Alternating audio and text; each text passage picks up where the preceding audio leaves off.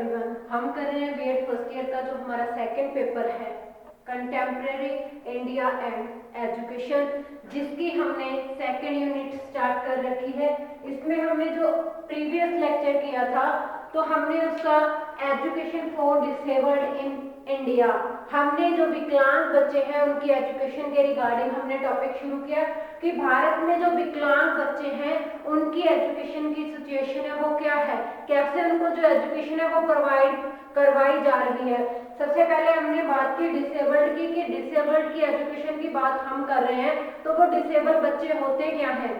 जो बच्चे सामान्य बच्चों से थोड़े किसी शारीरिक जो उसकी विकलांगता है, जब वो शारीरिक रूप में कोई न्यूनता है, वो बच्चे जो डिसेबल होते हैं, जैसे कि जिसको दिखाई ना देता हो, या किसी को सुनाई ना देता हो, या बोल ना सकता हो, जिसका आईक्यू लेवल सामान्य बच्चों से कम है, तो वो बच्चे डिसेबल्ड बच्चे होते हैं। तो उसके हमने कैसे स्कूल हैं, कौन कौन से जो बोर्ड हैं, या एनजीओस हैं, या फिर गवर्नमेंट है, सेंट्रल गवर्नमेंट, स्टेट गवर्नमेंट, क्या कार्य उन्होंने किए हैं।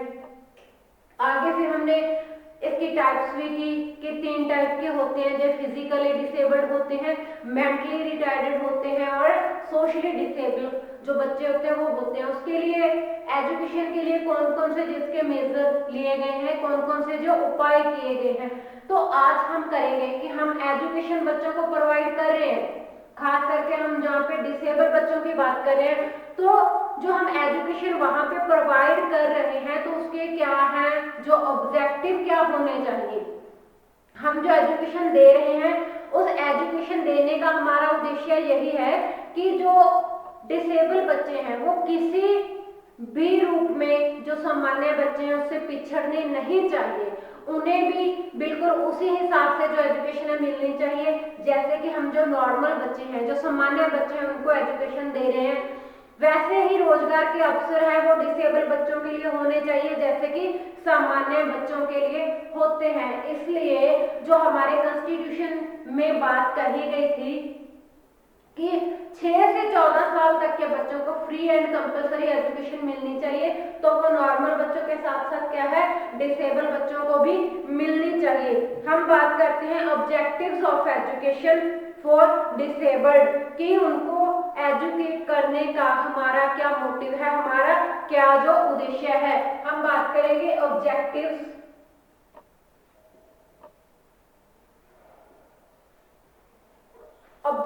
of education for disabled।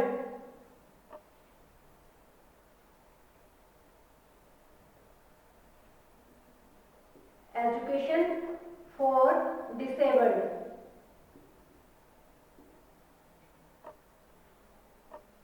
जो विकलांग बच्चे हैं उनके लिए एजुकेशन के क्या उद्देश्य होने चाहिए।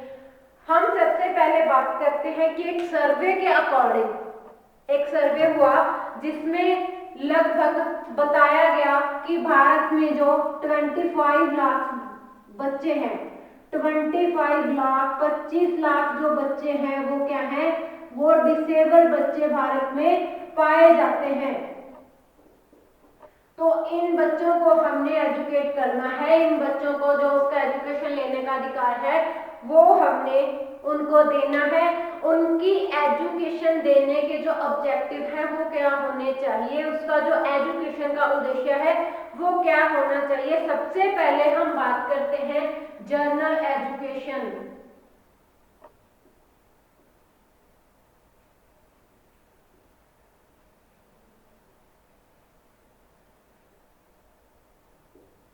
जनरल एजुकेशन सामान्य शिक्षा कि बच्चों को जो सामान्य शिक्षा है वो जो सामान्य बच्चे हैं उनके अनुसार ही मिलनी चाहिए। विकलांगों की शिक्षा व्यवस्था करने का हमारा जो प्रमुख उद्देश्य है, जो मुख्य उद्देश्य है, वो विकलांग बालकों के लिए सामान्य शिक्षा की उपलब्धता कराना है। जिस प्रकार की शिक्षा हम सामान्य बच्चों को दे रहे हैं उसी तरीके की जो शिक्षा है वो क्या है, विकलांग बच्चों को भी मिलनी चाहिए। जिसके द्वारा दो अगर हम सामान्य शिक्षा दे रहे हैं तो उसका हमारा मोटिव क्या है कि इस शिक्षा के द्वारा कोई बच्चा अपने इंटरेस्ट के अकॉर्डिंग, क्योंकि हर बच्चे का जो इंटरेस्ट होता है वो अलग अलग फील्ड में होता है, अपने अपने इंटरेस्ट के अकॉर्डिंग और अपने अपने लेवल के अकॉर्डिंग वो बच्चा अपने अपने एरिया में अपना रोजगार प्राप्त कर सकता है। जो बच्चे की फ्यूचर में बनने की चाहत होती है तो वो बच्चा अपने इंटरेस्ट के अकॉर्डिंग अपना जो कैरियर है वो चूज कर सकता है। वो अपने इंटरेस्ट के अकॉर्डिंग उपन्यासकार बन सकता है, कहानीकार बन सकता है, संगीतज्ञ बन सकता है। संगीत की रुचि है तो वो क्या है, म्यूजिक वाली लाइन चूज कर सकता है, कोई स्टोरी वाला जो लाइन है वो चूज कर सकता है। सामान्य शिक्षा के कारण जो सामान्य शिक्षा उसको सामान्य लेवल की शिक्षा मिलती है, उसके शिक्षा से आज अनेक जो नेत्रहीन विद्यार्थी हैं जिनको दिखाई नहीं देता, वो क्या है, सामान्य जो स्कूल्स होते हैं, जो नॉर्मल बच्चों के लिए स्कूल्स होते हैं, उसमें टीचिंग का काम भी कर रहे हैं, क्योंकि उन्हें सिर्फ दिखाई नहीं देता, उनका आईक्यू लेवल अच्छा है, उनका जो बोलना उनका सुनना है वो सारी जो इंद्रियां हैं वो अच्छे से काम कर रही हैं, तो उनको सामान्य जो शिक्षा दी गई है, तो सामान्य शिक्षा की वजह से वो क्या हुआ है, एक सामान्य स्कूल में टीचिंग करने में काबिल हुआ है। तो वो हमें बच्चों के इंटरेस्ट के अकॉर्डिंग एक जनरल जो एजुकेशन है वो बच्चों को प्रोवाइड करवाएं, ताकि अपने इंटरेस्ट के अकॉर्डिंग वो अपना जो रोजगार है वो चुन सकें। आगे हम बात करते हैं वोकेशनल ट्रेनिंग की। वोकेशनल ट्रेनिंग जनरल एजुकेशन के साथ साथ क्या है, हमें वोकेशनल जो एजुकेशन है उस पर भी खास ध्यान देना है। वोकेशनल एजुकेशन की जो ट्रेनिंग है वो दी जानी बहुत ज्यादा जरूरी है, क्योंकि जब हम जो विकलांग बच्चे हैं उनको एक व्यावसायिक प्रशिक्षण देंगे तो उनके लिए रोजगार के जो अवसर है वो ज्यादा हो सकते हैं। वे शिक्षा लेने के बाद क्या है, अपना जो जीवन यापन है वो अच्छे से कर सकते हैं। तो वोकेशनल एजुकेशन है, वो जो वोकेशनल ट्रेनिंग है इनका, तो वो क्या है, उनके लिए ब्रेड एंड बटर जो उनका रोजी रोटी है वो ढूंढने में, वो तलाशने में उसकी सहायता करेगा, उसको अच्छा रोजगार लेने में उसकी सहायता कर सकता है। उन्हें विभिन्न प्रकार के हस्तशिल्प जो कार्य होते हैं, हाथ से करने वाले काम होता है, उनमें उनको परफेक्ट करना चाहिए, उनको अच्छी ट्रेनिंग दी जानी चाहिए। ये कार्य क्या हो सकते हैं, वोकेशनल ट्रेनिंग में क्या हो सकता है, इसमें वो कताई का काम कर सकते हैं, इसमें हम उन्हें बुनाई का काम सिखा सकते हैं, ठीक है, हम इसमें उसको कुर्सियां हथियां जो वो बुनना सिखा सकते हैं, वो लैथ मशीन पर हम कार्य करना उनको सिखा सकते हैं, हम उनको चित्रकला सिखा सकते हैं, हम उसको क्या है, एक जो पेंटिंग है, ये पेंटिंग चित्रकला ये चीजें सिखा सकते हैं। क्योंकि अगर कोई इंसान बोल नहीं सकता, जरूरी नहीं है कि वो पेंटिंग ना कर सकता हो, उनका हो सकता है उसका टैलेंट चित्रकला में ज्यादा हो सकता है कि जो पर्सन बोल नहीं सकता, सुन नहीं सकता, लेकिन कताई बुनाई वो अच्छी कर ले, जो पर्सन देख नहीं पाते हैं वो भी जो कताई बुनाई का काम है वो भी कर सकते हैं वो। तो इसलिए हमें जो डिसेबल बच्चे हैं उनके हिसाब से हमें, उनकी जो डिसेबिलिटीज हैं उनके हिसाब से हमें उनको जो वोकेशनल ट्रेनिंग है वो प्रोवाइड करनी जरूरी है, ताकि उसका जो रोजगार का अवसर है वो उसका बना रहे। आगे हम बात करते हैं use of leisure time. Use of leisure time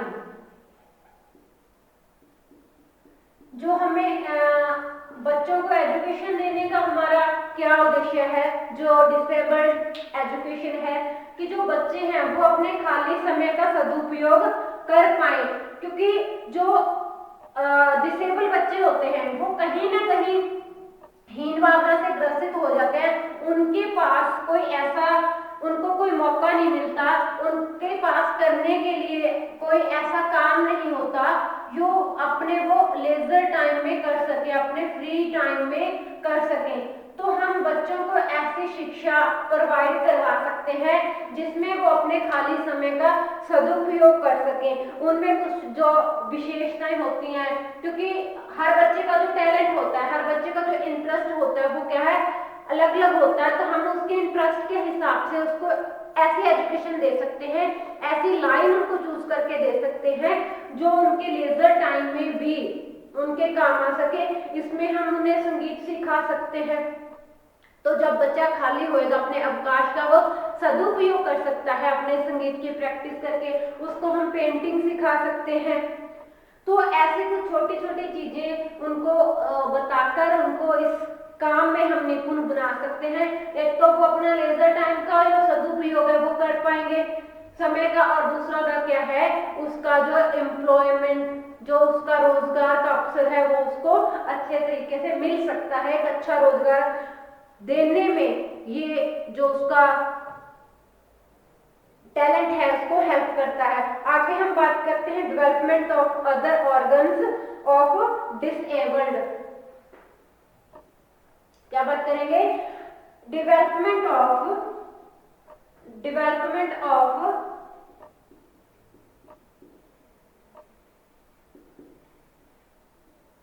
other organs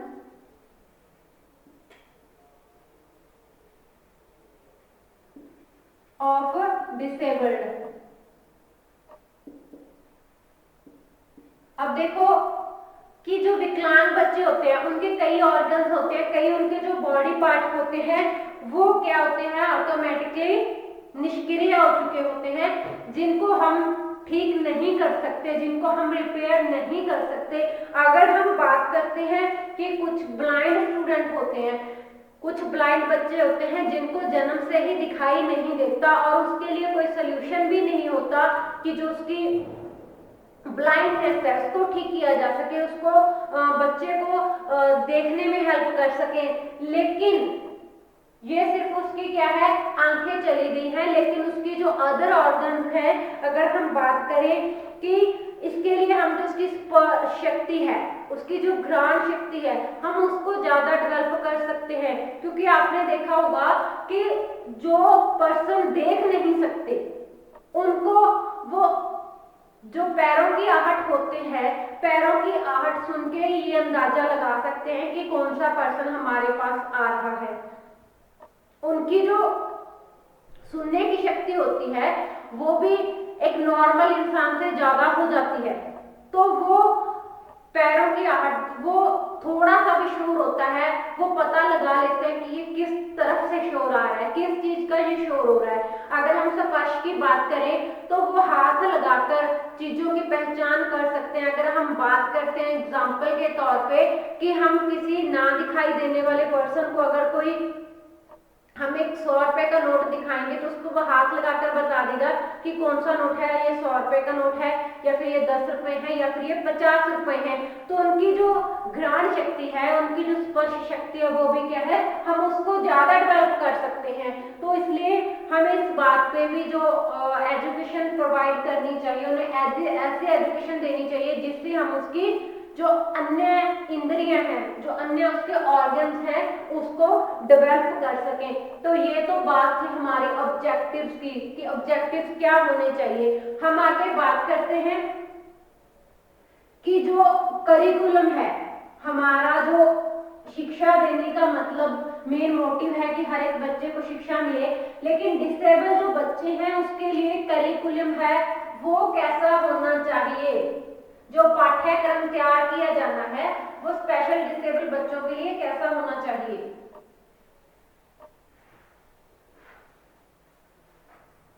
हम बात करते हैं करिकुलम फॉर डिसेबल्ड, मतलब कि जो विकलांग बच्चे हैं उनके लिए जो एजुकेशन प्रोवाइड करवानी है उसका करिकुलम कैसा हो।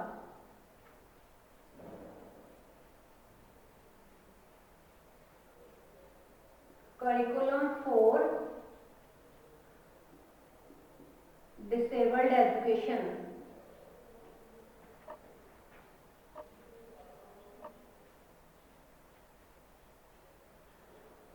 तो हमें करिकुलम भी जो बच्चों की डिसेबिलिटीज हैं, बच्चों की जो विकलांगता है, हमें जो करिकुलम बनाना है उनके लिए, तो वो भी उसकी डिमांड के हिसाब से बनेगा। अब ऐसा नहीं है कि किसी बच्चे को सुनाई नहीं देता तो हम उसे बोल बोल कर पढ़ाएंगे, उसको ऐसा करिकुलम देंगे कि हम क्लास में टीचर लेक्चर देगा और बच्चे को पढ़ा देंगे। इससे क्या है, उसको एजुकेशन देने का कोई फायदा नहीं होगा। तो इसलिए जो करिकुलम है वो हर एक बच्चे की जो डिसेबिलिटी है उसको ध्यान में रखकर क्या है, सिलेबस है जो जो पाठ्यक्रम है वो बनाया जाएगा। सबसे पहले हम बात करते हैं करिकुलम फॉर ब्लाइंड।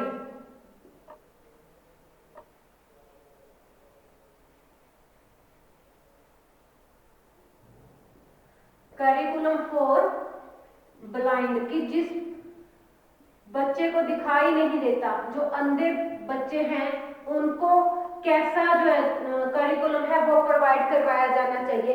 अंधों के पाठ्यक्रम ऐसे होने चाहिए, उन्हें ऐसा सिलेबस होना चाहिए जैसा कि हम नॉर्मल बच्चों के लिए करते हैं, जो सामान्य बच्चों के लिए करते हैं, उनके साथ ही मिलता जुलता जो पाठ्यक्रम है उसके उद्देश्य भी वही होने चाहिए जो नॉर्मल शिक्षा के उद्देश्य होते हैं। इसमें वही पाठ्यक्रम निर्धारित करना चाहिए जो सामान्य दृष्टिकोण वाले बच्चों के लिए होता है, किंतु जो अंधों की न्यूनता है, उनकी जो डिसेबिलिटी है उसको भी ध्यान में रखना चाहिए। इसको ध्यान में रखने के लिए कुछ जो स्पेशल विषय हैं उन पे ध्यान देना जरूरी है कि हम जो ब्लाइंड पर्सन है, जो ब्लाइंड स्टूडेंट है, उनके लिए कौन कौन से जो विषय हैं उसमें शामिल कर सकते हैं। अगर हम बात करते हैं, हम इसमें संगीत, हम इसमें म्यूजिक को इन्वॉल्व कर सकते हैं। जो म्यूजिक सब्जेक्ट है हम जो ब्लाइंड स्टूडेंट है उनके लिए वो रख सकते हैं। इसके लिए हम और फिजिकली एक्टिविटी वाली जो विषय होते हैं वो हम इसमें रख सकते हैं। फिजिकली एक्टिविटी वो हम बच्चों से करवा सकते हैं। और क्या, बच्चों को होम साइंस का जो सब्जेक्ट है वो भी पढ़ा सकते हैं, उसकी भी हम नॉलेज दे सकते हैं। होम साइंस भी इसमें हम शामिल कर सकते हैं। तो इसमें हम इन सब जो सब्जेक्ट होते हैं, ये सारे जो विषय होते हैं, हम जो ब्लाइंड स्टूडेंट होते हैं उनके लिए प्रोवाइड करवा सकते हैं। इन जो सब्जेक्ट की एजुकेशन है, इस पाठ्यक्रम के अंतर्गत जो पठन विधियां हैं, जो टीचिंग मेथड्स हैं, वो विशेष रूप से उन पर ध्यान रखना होगा कि हम कैसे टीचिंग मेथड से उनको एजुकेशन दे सकते हैं। तो जैसे कि हम बात करें कि जो अंधे होते हैं तो उनको हम पढ़ाने के लिए ब्रेल लिपि का जो यूज है वो कर सकते हैं। इस प्रकार हमें जो टीचिंग मेथड है उसको भी ध्यान रखना होगा, जो टीचिंग सब्जेक्ट है उसको भी ध्यान रखना होगा। अगर हम बात करें आगे, तो बात करेंगे डीफ एंड डम स्टूडेंट के लिए कि आगे हम करिकुलम और किस स्टूडेंट के लिए रख सकते हैं। करिकुलम फॉर डीफ एंड डम, जो बच्चे गूंगे बहरे होते हैं। तो देखो, सारे बच्चे जो गूंगे बहरे होते हैं उनमें से कई बच्चे ऐसे होते हैं जो सिर्फ बहरे होते हैं और वो बोल सकते हैं, वो गूंगे नहीं होते। लेकिन बहुत सारे बच्चे ऐसे होते हैं जो ना बोल सकते हैं ना सुन सकते हैं। इसलिए इस करिकुलम में इन दोनों कैटेगरीज को ध्यान में रखना बहुत ज्यादा जरूरी है। अब जो बच्चा सुन भी नहीं सकता और बोल भी नहीं सकता, वो दोनों अंगों से क्या होते हैं, दोनों अंगों की विकलांगता होती है, उसमें उनके कान भी दूषित होते हैं और उनकी जीभ भी जो विकृत होती है। तो इन दोनों के लिए जैसे अलग अलग जो करिकुलम है वो डिसाइड करना चाहिए। इनको ज्यादा क्या है, जो देखने वाली होती है एड्स, इसको हम चीजों को दिखाकर, ठीक है, जो विजुअल एड्स होती हैं तो उनकी जो सहायता ले सकते हैं हम ऐसे बच्चों को एजुकेशन देने के लिए। तो इन दोनों प्रकार के जो बच्चे होते हैं उनमें सामान्य गुणों का जो विकास है वो करने के साथ साथ जो व्यावसायिक गुण है उनका भी जो विकास करना बहुत ज्यादा जरूरी होता है। तो इसलिए हमें इन दोनों जो विकलांगता है, इन दोनों जो डिसेबिलिटीज हैं उनका ध्यान रख के अलग अलग रूप में इन बच्चों की जो शिक्षा है उसके उद्देश्य को पूरा करना चाहिए। आगे हम बात करेंगे फिजिकली हैंडीकैप्ड की। हम बात करेंगे करिकुलम फॉर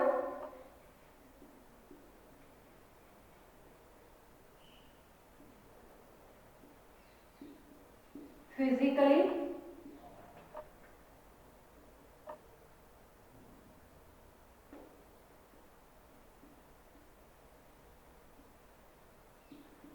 डिसेबल्ड या फिर फिजिकली हैंडीकैप्ड, कि जो पर्सन फिजिकली हैंडीकैप्ड है तो उनके लिए क्या हो सकता है, कैसा उनका जो पाठ्यक्रम है वो हो सकता है। अब फिजिकली क्या हो सकता है, जिसके या तो हम कह सकते हैं कि पैर में प्रॉब्लम है या फिर किसी के हाथ काम नहीं कर रहे, तो उन्हें किस तरीके का जो करिकुलम है हम दे सकते हैं। तो देखो, जो फिजिकली डिसेबल्ड होते हैं, जो फिजिकली हैंडीकैप्ड होते हैं, उनका वो सुन भी सकते हैं, वो बोल भी सकते हैं, वो देख भी सकते हैं और उनका जो आईक्यू लेवल है वो भी अच्छा है। तो इसमें क्या हो सकता है, हम उनको सामान्य जो शिक्षा है, जो जर्नल एजुकेशन है वो प्रोवाइड कर सकते हैं। हम इनको जर्नल जो स्टूडेंट है उनके साथ बिठाकर एजुकेशन दे सकते हैं। लेकिन इनमें हमें क्या है, कुछ चीजों का ध्यान रखना पड़ता है। उनका विद्यालय में कुछ जो स्पेशल व्यवस्थाएं हैं वो हम उनको प्रोवाइड कर सकते हैं। वो व्यवस्थाएं क्या हो सकती हैं इनको देने के लिए, तो इनको अगर बच्चे के पैरों में प्रॉब्लम है, वो चल नहीं सकता, तो वहां पे हम घुमावदार जो कुर्सियां होती हैं, जो व्हील चेयर होती हैं, वो स्कूल की तरफ से प्रोवाइड कर सकते हैं ताकि बच्चे को बैठने के लिए कोई प्रॉब्लम ना आए। अगर हम बात करते हैं कि किसी बच्चे के हाथ की प्रॉब्लम है, वो लिख नहीं सकता, तो उसके लिए हम बिजली के जो टंकन यंत्र है उसकी हेल्प से उसको स्टडी करवा सकते हैं। दूसरी बात, हम जो स्कूल के फर्श वगैरह है उसकी जो व्यवस्था है, उसके जो निर्माण है, उसमें भी इसका जो विशेष ध्यान रखा जाना जरूरी है, क्योंकि कई बच्चों को व्हील चेयर की जरूरत नहीं पड़ती, वो धीरे धीरे चल सकते हैं, तो उसके लिए वहां पे ऐसी जो फर्श है उसका निर्माण किया जाना चाहिए जिससे कि उसको चलने फिरने में कोई दिक्कत ना आए। तो इसलिए जो फिजिकली डिसेबल्ड बच्चे हैं उनकी जो डिसेबिलिटी है उसके अनुसार उसको कोई फैसिलिटी प्रोवाइड करवाई जा सकती है। अदरवाइज वो क्या है, जो करिकुलम है वो जनरल जो बच्चे हैं, जो जनरल स्टूडेंट के लिए है, एक जो कॉमन करिकुलम है वो पढ़ सकता है, जो जनरल स्कूल्स हैं वहां पे बैठ के वो बच्चा पढ़ सकता है। तो अगर उसको जो स्पेशल फैसिलिटीज हैं वो प्रोवाइड करवाई जाए। आगे हम बात करते हैं curriculum for mentally retarded children.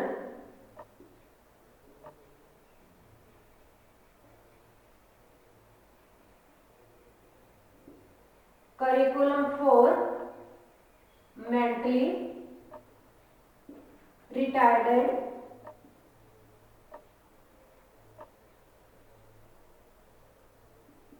Children. जो बच्चे मेंटली रिटार्डेड होते हैं, मतलब जिन बच्चों का आईक्यू लेवल होता है वो सामान्य बच्चों की तुलना में कम होता है। तो जब उनका सामान्य बच्चों से आईक्यू लेवल कम होगा तो मतलब उनका जो समझने की, उनकी जो सोचने की शक्ति है वो कम होती है। लेकिन जो मेंटली रिटार्डेड चिल्ड्रन होते हैं उसमें भी आगे हम इसको कैटेगराइज कर सकते हैं। हर बच्चे का जो मेंटल लेवल है, हर बच्चे का जो आईक्यू लेवल है वो अलग अलग होता है। किसी बच्चे का जो आईक्यू लेवल है वो नॉर्मल से थोड़ा सा कम होगा, किसी का क्या होगा, बहुत ही ज्यादा कम होगा, जिसको समझने सोचने समझने की शक्ति बहुत ही कम होगी। तो हम जो मेंटली रिटार्डेड चिल्ड्रन है उसको भी हम 3 कैटेगरीज में बांट सकते हैं। कौन कौन सी कैटेगरी में बांट सकते हैं? सबसे पहले हम बात करते हैं जड़ बुद्धि की, कि जो विद्यार्थी होते हैं, जो बच्चे होते हैं वो जड़ बुद्धि वाले होते हैं।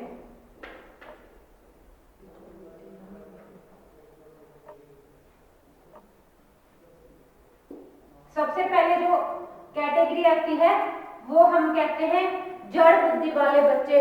आगे हम बात करते हैं दूसरी कैटेगरी इसकी कौन सी आती है, निम्न बुद्धि वाले। हम उसको निम्न बुद्धि वाली कैटेगरी में बांटते हैं। अगर हम बात करते हैं तीसरी कैटेगरी, तो तीसरी जो कैटेगरी के बच्चे आते हैं वो आते हैं सामान्य से निम्न।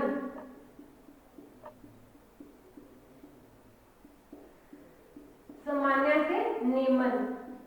तो हम बात करेंगे सबसे पहले जड़ बुद्धि की। जो जड़ बुद्धि वाले बच्चे कौन से होते हैं, जिसका हम मान सकते हैं कि IQ लेवल होता है वो बहुत कम होता है। तो इस प्रकार जो अलग अलग कैटेगरी के बच्चे हैं उनकी जो नीड है, जो डिमांड है, वो भी जरूरतें हैं, वो भी अलग अलग होती हैं। इसलिए इन तीनों बच्चों को ध्यान में रखकर हमें इनको एजुकेशन प्रोवाइड करवानी चाहिए। तो जड़ बुद्धि वाले जो बच्चे होते हैं वो किस तरीके के होते हैं, ये किसी भी प्रकार की जो सामान्य शिक्षा होती है उसको सरलता पूर्वक ग्रहण नहीं कर सकते। इनको बहुत ज्यादा जो टाइम लगता है किसी भी चीज को समझने के लिए। तो इस तरीके का पाठ्यक्रम है, एजुकेशन देने का यहाँ पे उद्देश्य है कि इस तरीके के बच्चों के लिए जो पाठ्यक्रम बनाया जाए उसमें हस्तशिल्प को विशेष स्थान दिया जाए, क्योंकि ये बच्चे किसी भी प्रकार का जो सूक्ष्म ज्ञान है वो लेने में काबिल नहीं होते। ये क्या है, सिर्फ स्थूल ज्ञान को ही समझ पाते हैं, इसलिए इन्हें सूक्ष्म ज्ञान की बजाय स्थूल ज्ञान है वो दिया जाना जरूरी है। आगे हम बात करते हैं निम्न बुद्धि की। तो ये विशेष प्रयासों के द्वारा इस प्रकार के बच्चों को हम शिक्षा दे सकते हैं। इनके लिए स्पेशल स्कूल और जो स्पेशल टीचिंग मेथड है उसको यूज करना बहुत ज्यादा जरूरी है। तो इसके अतिरिक्त स्पेशल टीचिंग मेथड और स्पेशल स्कूल के बिना इसमें और हम क्या ऐड कर सकते हैं, तो इसमें हम हस्तशिल्प को भी जो ऐड कर सकते हैं कि उन्हें जो हाथ से करने वाले काम है उस पर ज्यादा जो उनका ध्यान देना चाहिए।